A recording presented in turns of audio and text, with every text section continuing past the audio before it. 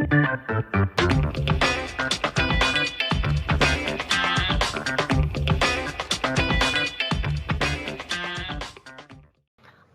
this is manage project knowledge, is the process of using existing knowledge to create new knowledge to achieve project objectives and contribute to the organizational knowledge base for future efforts.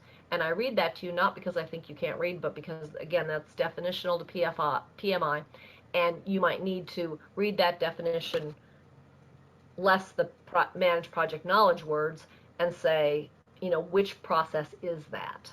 It's almost like a debriefing if the project was a negative, almost looks like a debriefing. You're using that knowledge for future and for future good and bad. Yes. And so you've hit the nail on the head, because you can see right here where one of the outputs is the lessons learned register. And so throughout the project, you want to gather those lessons learned, because often, and especially in Agile projects, as the character of your project changes and you have different people working, maybe if we go to our building scenario and we've got various different people doing things, the people who acquired the land and who did the surveying, title search, whatever, they're not going to be around at the very end of the project. They've moved on to some other new endeavor, and so, but you want to get their lessons learned. So you want to continuously gather lessons learned throughout the project. But yeah, we start out with our inputs, which again, we've got the project management plan and documents.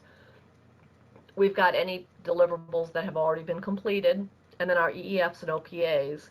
And what we do to manage the project knowledge is we use our expert judgment, our knowledge management, our information management, and our interpersonal and team skills. So, and that realizes our three outputs, including lessons learned. We've got our project management plan updates, and again, our organizational process updates. So as our organizational processes potentially get better, we want to document that. So if we've got a different outline for a project management document, if we've got a new way of collecting data, say we're using PeopleSoft and Microsoft Project, and we found a way to knit those together to move the data back and forth so there's a whole lot less human entry, then we want to update our organizational process assets and say, hey, we've done this now. Okay, so to manage project knowledge, what do we want to do? We want to break everything into explicit and tacit knowledge and increase organizational success factors as well as achieve project objectives. So obviously we want information that can be easily communicated. We want expertise, insights, and experience to be documented in a way that is communicable. Oh, still there? Yep, I was just blowing my nose, sorry. Okay, so we've got our corporate knowledge base, because we want to continuously develop and improve our corporate knowledge base. We want to ensure that both kinds of knowledge are used before, during, and after project development, and that we use our knowledge management beyond lessons learned, change requests, and risks. So basically, this new process of managing project knowledge is an overarching process where we want to create that basically organizational process asset that persists across projects. Okay, so next we're going to monitor and control project work, and that's the process of tracking, reviewing, and regulating the process to meet the performance objectives defined in the project management plan.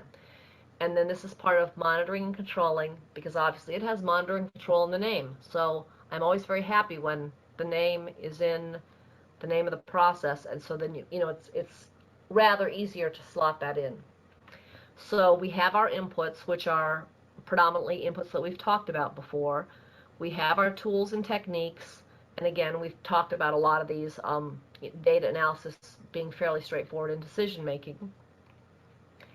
And we've talked about some of the outputs. So we've got our work performance reports, change requests, and then project management updates and project document updates. So that's basically the ITTO for monitor and control project work, which is obviously an ongoing process throughout the project. So what do we focus on? Well, evaluating work performance, about developing the variance analysis, coming up with the metrics to report on, because remember, we can't collect everything, so we've got to figure out what are the heavy hitters, what are the key metrics that will actually lead us to do something, and evaluate the impact and correct if necessary, again, through our change control process. And we've got to look at trends and status and see if there are any indicators. Remember, we talked about preventative and corrective action, so maybe there's a trend that doesn't necessarily need a corrective action so much as it needs a preventative action. And then we're going to talk about earned value management. Again, that kind of overlaps with the control and monitoring process. We collect information to develop the analysis models. We communicate the results throughout the team and, in fact, upwards through the organizational structure. And again, we might want to make some decisions regarding performance, burn rate, or both. And then we want to evaluate staffing decisions for performance. Do we have the right staff, and do we have enough staff to complete the project within the schedule and the budget that we have set forth? So next, we want to talk about the challenges to monitoring and controlling project work. And so we're going to get a little bit more into the earned value. So basically we have the earned value, the actual cost, and we have the planned value. And so planned value here is also PV, so we've always got to understand whether we're talking PV present value or PV planned value. So hopefully that's very clearly specified in the question, but if it's not and you just get PV, then you've got to look at it from the context, and if the context is an earned value question, then it's probably the planned value. So to calculate a cost variance, and these are some calculations that you probably want to have on your brain dump. The current value is the earned value minus the actual cost. So let's see, where's my little hand? Over here. This calculation, current value equals earned value minus actual cost. And the schedule variance is the earned value minus the planned value. So you see we have that here and we have that here. And again, how do we fix the schedule if we are, if we start to have a large cost variance or large schedule variance? Well, obviously spend more and make up time, or spend less and lose time. So we've got, we're kind of balancing project dynamics, and in reality, in general, you can always throw more money at schedule, but you can't really create schedule out of whole cloth. In other words, you're just going to go over budget, but you might be able to put more people on the project. So, but again, for your brain dump, start accumulating some of these calculations, because I think that's a valuable asset to have when you take the test. So monitor and controlling lessons learned. This is an opportunity to adjust and adapt the work to ensure the project succeeds. Also to learn new approaches and techniques, and maybe other projects can benefit. So if you've got a lot of peer projects going on, you want to make sure that you've got communication going on across projects. And so again, you want to generate lessons learned in real time, both for current and future efforts. Again, if you come up with some new approaches that are successful, you want to use those in the future. And you may have to take corrective or preventative actions, or fast track, and we'll talk a little bit more later about fast track scheduling, schedule optimization, and implementation of mitigation plans. So next we're going to perform integrated change control. And so what process group do you think that's in? The integrated change control. That is in the manage.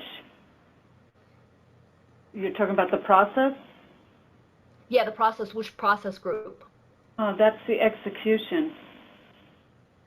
That is actually monitoring and controlling, and the way you can tell is the control word in the process name. Oh, okay. All right. So it's what I started to say first. Yeah, so basically, we've got our same ITTO, so we've got all of our inputs, which should be well defined from previous discussions. Then we've got our tools and techniques, which are our expert judgment, our data analysis, our change control tools, our decision making in our meetings. And obviously we are using the change control tools to formally address the change requests. So we're not just taking all the change requests, we're not just throwing out all the change requests.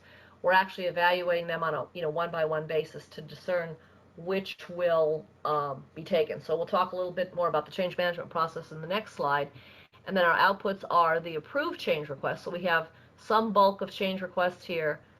We go through the tools, and then we come out with approved change requests. So those are the only ones we're going to implement. And then we update our project management plan, and we update our project documents. So here is our change management process. So we get a request, and we say, that a change has occurred or is necessary. Hopefully it hasn't occurred, because that means our change control is weak. Then we evaluate the impact of the change. We analyze the alternatives. And again, the more you understand something, the more alternatives you can usually come up with. We determine the impact to cost, schedule, and resources. And then we propose and review the change with the change control board. And remember that in the PMI world, we're talking this large, long-lived project. Think of maybe a skyscraper being built. So it's, millions of different people, well, maybe not millions, but thousands of people from various disciplines across lots of years. We've got lots of money that's, hundreds of millions of dollars, long-lived, potentially across international boundaries. And so we definitely want to have a well-measured process, and so we have a change control board. It's not, say, just the project manager who decides. And in fact, in this very large project, the project manager is probably not even on the change control board, although they appoint the board. So the ability of a project manager to manage change will definitely be tested in the exam. So obviously, projects seldom run according to plan. So, and they say the only constant is change. So we need to identify change that has occurred or needs to occur, and figure out how to get the change control system in charge of our changes and not just let those things sneak in. Then we've got to review and approve changes and manage the approved changes. How and when changes occur, how do they get their way into the documents, what's the risk, how do the stakeholders feel about this, schedule the change, and then release only the approved changes for document updates. Okay, so now we've got another business scenario, problem statement, and solution. Do we want to go through that now? Let's try. Why, do we have time?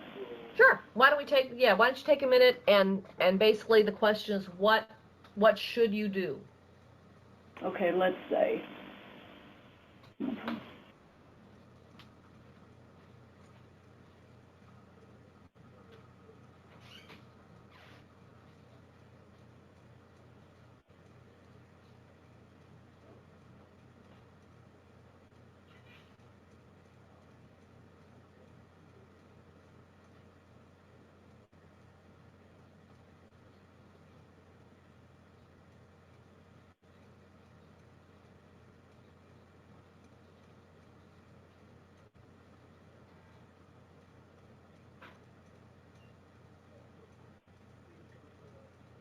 Well, I put through a change request, for the additional time.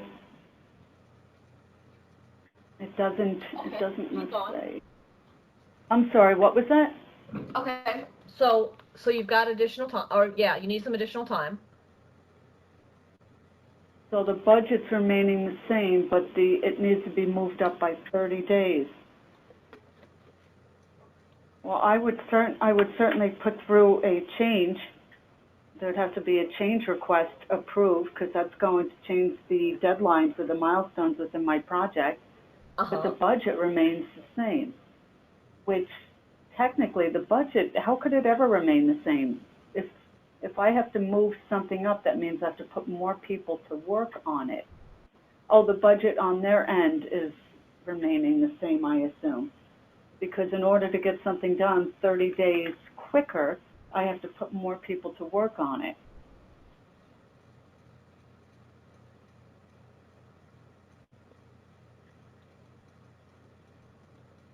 So let's see, what would I do?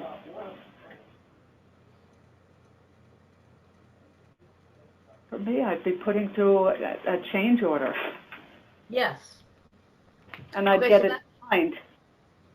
and so that's what you need to do is put forth a change order, and we're looking at what they sometimes call the iron triangle of scope, budget, and schedule. So in other words, if you've got a triangle where each leg of the triangle is one of those things, if you have to increase one, you necessarily have to increase at least one of the others.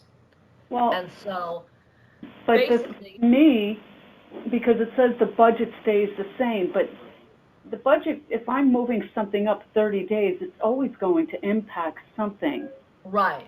Even though it says the budget stays the same, I'm putting more people on that job to get it done quicker. I'm impacting people's time to get it done quicker.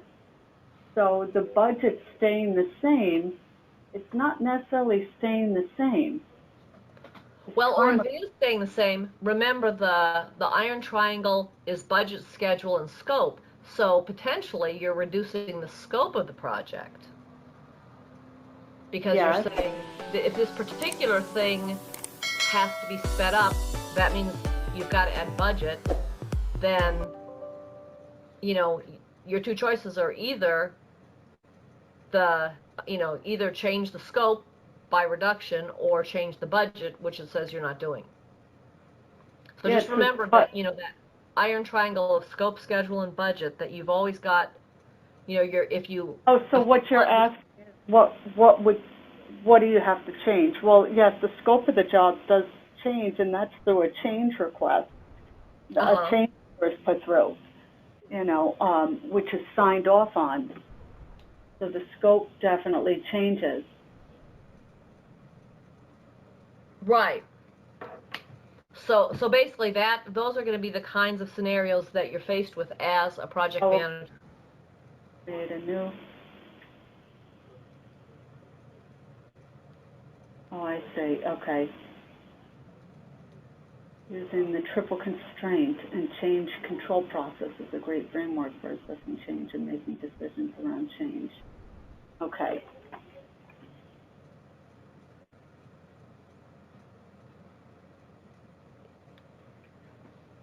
So basically, anytime you affect one of those sides of the triangle, you necessarily affect, and I think you've come to that realization, you affect one of the other ones. Yes. Okay, and last but not least, but definitely last, is the close project or phase, and this is the only process in the closing process group. So, and again, as we said, integration management had processes in all 5 and so it's the only one. Saw that integration overlapped in all of the process, all the phases. Correct. And so, and notice that you can close the whole entire project, or you might close a phase of the project. So when we talked about, say, the early phases of developing a property, the purchase and the requisite permitting might be closed off very early in the project, and then you go through the rest of the processes. But which we do here. We have a design phase, and that does get closed out. Right, and so have what we call a full project. So yeah, so be aware that this does not only happen at the end of the project, and that's why when we had that overarching diagram of the various the various curves that showed closing and things, that closing can start fairly early in the project because you might be closing off phases. But in order to close something, you definitely have a lot of inputs, including the charter, because remember the charter gives you your high level cost, schedule, budget, risks, all of those key indicators to the success of the project, in a very high level. And then we've got the project management plan, which is, of course, all the subsidiary plans, which we haven't talked about so much yet, but it's, the overarching. We've got the other project documents that don't have a knowledge area. Then we've got accepted deliverables, business documents, any agreements, the procurement documentation, so whether you're procuring things from others or you're doing this as a procurement, and then you've got your organizational process assets, and all those go into the process that is close the project or close the phase. So to close, you use your expert judgment, you use your data analysis, and of course you have meetings. And so, as you here. said, huh? I said none of that's happening here. Uh-oh. Well, you've got, say, at the end of your design phase, I would assume you'd have some kind of design review. And so that would be the close phase, closure of the design phase meeting, perhaps? It all sounds good. So this, and again, this is kind of an aspirational thing. We want to have all these, but again, sometimes, all of the meetings, all of the documentation is not necessarily budgeted into the project. So what comes out of this, so we've got our inputs, our tools and techniques, our outputs become the project document updates, the final project service or result to transition. So either that transitions, if it's a closed phase, into the next phase, say from design into implementation, or if it's at the end, closed project, it's from project to operations. Then we come up with any final reports, and then we update our organizational process assets accordingly.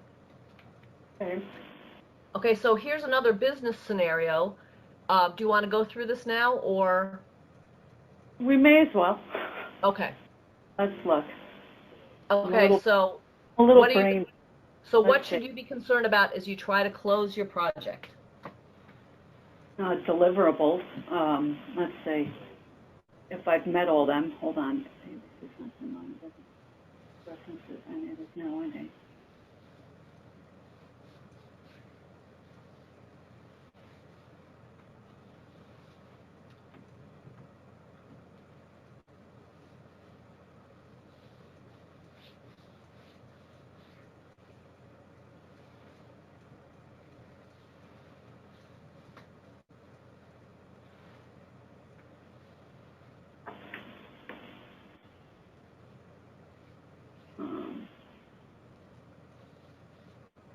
The 10 of the 50 involved in the life of the project are needed to complete the remaining tasks.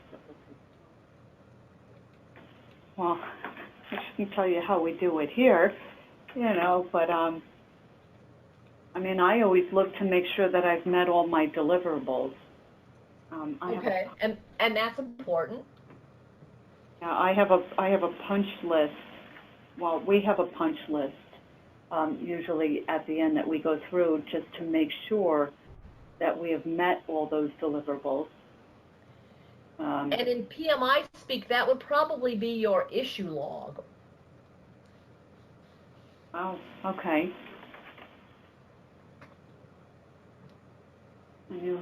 What should you be concerned about? I should try to close your project.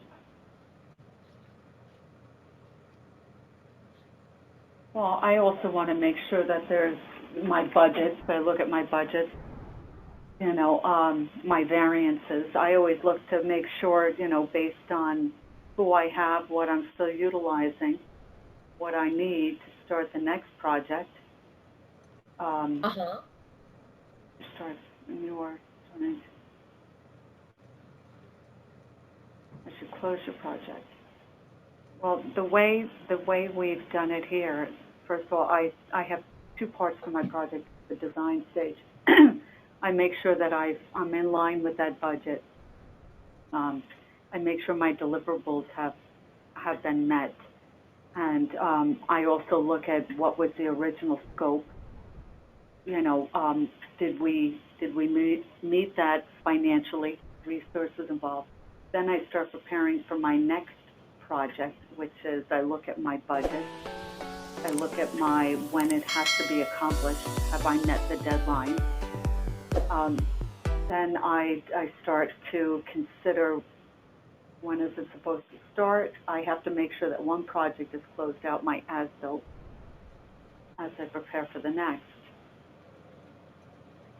For PMI, lay it on me. Okay, well, if we go to the next slide, I think you hit all the high points, and in fact, I think you showed me your black belt excellence in terms of going beyond, what PMI would suggest for this scenario. But basically, You want to ensure that everybody contributes to the lessons learned. You want to make sure that everything is done and that the historical information is kept. And then you also want to update the organizational process assets. And like you said, you look ahead to say what the team is doing and what, where they're going to go in the future. And so, and actually that's the ideal project manager, because in the PMI world, they want people, who are not abandoning ship. You've got to be the captain of the Titanic and go down with the ship, as it was, if you're in a projectized organization, that basically you look out for all your people before you look out for yourself. So I think you answered that admirably. That was a good answer.